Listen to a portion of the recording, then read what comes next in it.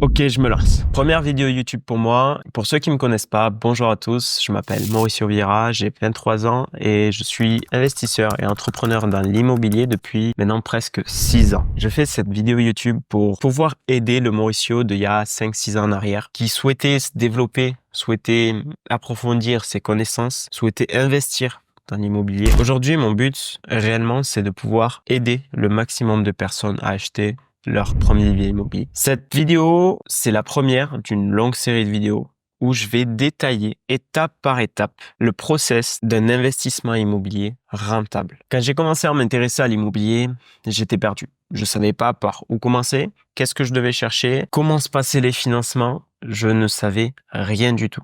Je viens d'une famille d'un milieu modeste. J'ai mon père qui est ouvrier, ma mère qui est secrétaire et je n'ai jamais eu personne de mon entourage qui avait investi dans l'immobilier, même dans la résidence principale pour vous dire. J'essayais de me former sur Internet et il y avait beaucoup trop d'informations.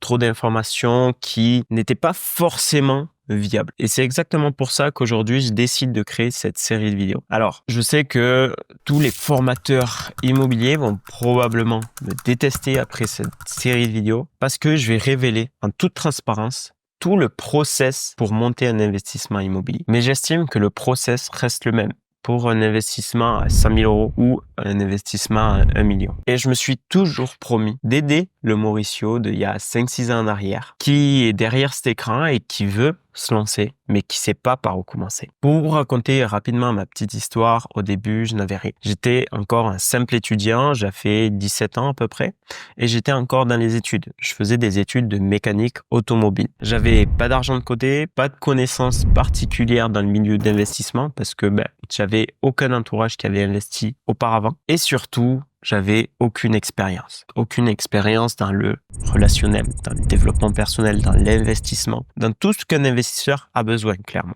Et lors de ma dernière année, donc l'année de terminale, je savais que je voulais pas continuer les études. C'était pas quelque chose qui était fait pour moi. Je me sentais pas à ma place et j'avais la pression qui augmentait. Pourquoi? Parce que j'allais passer mon bac et puis après j'allais devoir trouver un boulot. Je voulais pas non plus continuer dans la mécanique parce que après m'être rendu compte que c'est quelque chose que j'adore, mais j'adore faire pour moi-même. J'adore bricoler mes propres jouets, entre guillemets. La pression augmentait parce que je ne savais pas ce que j'allais faire. J'ai décidé alors de commencer à me former sur Internet. On m'a offert mon tout premier livre que d'ailleurs j'ai mis très longtemps à lire. J'ai mis à peu près 1 an à lire parce que je détestais ça avant. Et ce livre est un best-seller et je vous le recommande si vous l'avez pas lu encore. C'est le livre de Robert Kiyosaki, Père riche, Père pauvre. Ce livre m'a beaucoup appris. Déjà entre la différence entre un passif et un actif et il m'a inculqué énormément de valeur. Après avoir eu la chance de pouvoir travailler avec mon père qui avait une entreprise de maçonnerie, chaque vacances d'été en fait, je partais travailler avec lui et ça m'a donné la valeur de l'argent.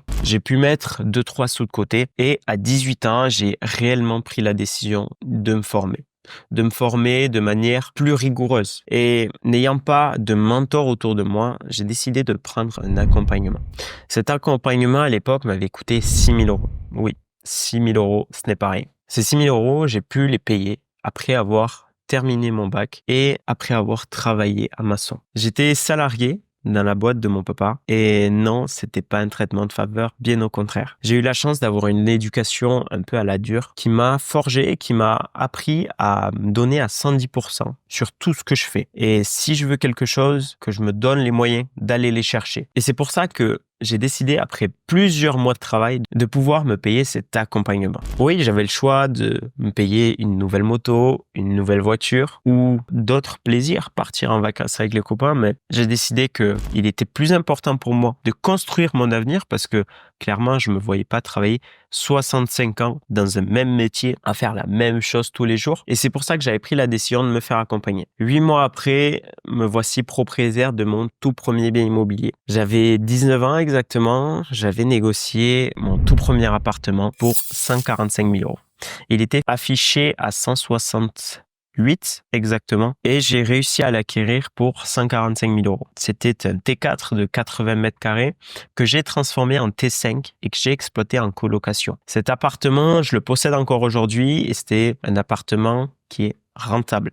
Il me rapporte aujourd'hui exactement 780 € par mois après avoir tout payé. Mais ce n'était pas si simple que ça. Pendant plusieurs mois, j'ai galéré à trouver un financement bancaire. Le discours que me sortaient la plupart des banquiers, c'était « Bravo, c'est un très beau projet, il est très bien monté, mais reviens nous voir dans quelques années. » C'est quelque chose qui me mettait en rage parce que je comprenais pas. Je comprenais pas parce que j'avais un projet qui était rentable sur le papier, avec très peu de risques, dans un très bon quartier qui était en plein développement, avec très peu de risques. Et clairement, j'ai pas lâché le morceau. J'ai dû faire une douzaine de banques avant d'avoir mon premier oui. Et avec du recul aujourd'hui, si j'ai un conseil à te donner, c'est ne lâche pas. T'es peut-être à une banque de l'acceptation de ton projet. C'est drôle parce que avec du recul, 30% de ton projet va être accepté selon ton business plan et le reste, ça sera le relationnel que tu auras.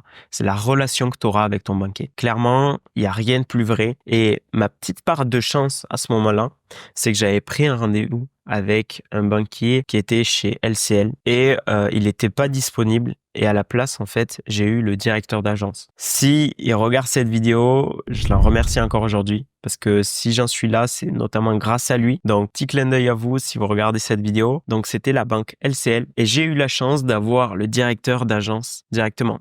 Alors, pourquoi la chance? Parce que le directeur d'agence, en fait, a un pouvoir décisionnel auprès des banques selon le montant du projet. Moi, le montant du projet ne dépendait que de sa décision à lui. Et je pense qu'il a vu quelque chose à moi qui peut-être lui inspirait confiance, que j'allais pas lâcher le morceau et que j'avais quand même ficelé un très beau projet pour mon premier projet, sachant que j'avais que 19 ans. Mais je vous rassure que ce n'était pas toujours facile. Bien sûr qu'au bout du 3e, 4e refus, je me disais, ce n'est pas fait pour moi, c'est pas possible. Et je commençais à penser qu'ils avaient raison. Je me disais, moi, je vais travailler encore quelques années et puis je reviendrai les voir plus tard avec un autre projet. Et d'un côté, j'avais ce côté-là en fait, quand je veux quelque chose, je me donne tous les moyens pour y arriver. Et je le voulais vraiment, ce premier investissement. Pour moi, c'était un symbole de réussite auprès de tous les gens qui pensaient que c'était pas possible pour moi, qui me décourageaient, qui me disaient, mais si c'était si simple, tout le monde le ferait. Et ça, c'est la phrase, je pense, qu'on a tous entendue. Et aujourd'hui, après avoir du recul, je me dis, mais pourquoi tout le monde ne le fait pas? Alors, je dis pas ça parce que c'est simple. En soi, le process est simple. C'est pas facile à mettre en place. Et ça, c'est deux choses différentes. Donc, pour terminer, le but de cette série de vidéos, c'est vraiment de t'accompagner étape par étape. Donc, on va commencer par adopter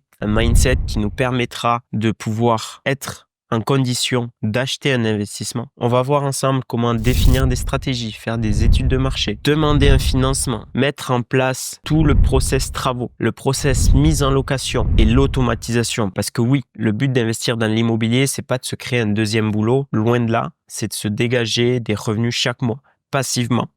Donc, on va mettre tout ça en place et on va finir par la duplication. Donc, ça sera une série de vidéos détaillées. Je t'invite à t'abonner pour ne rien rater. Et là, je vais être honnête. Regarder cette série de vidéos, c'est une opportunité. Ce n'est pas une obligation. Tu peux continuer dans ta vie que tu as aujourd'hui, continuer à procrastiner, continuer à te dire que tu n'es pas capable, mais tu n'auras plus aucune excuse. Avec cette série de vidéos, tu auras toutes les informations, toutes les ressources nécessaires pour passer à l'action. Donc, si tu le fais pas, ça tient qu'à toi. Moi, je vais te partager comment je travaille et ce qui a marché pour moi. J'estime pas avoir la science infuse. Il n'y a pas qu'une seule bonne méthode pour investir dans l'immo. C'est pour ça qu'il faut être ouvert d'esprit. Donc, je t'invite à t'abonner, activer la cloche et écrire un petit commentaire pour me soutenir, pour me dire ce que tu en penses.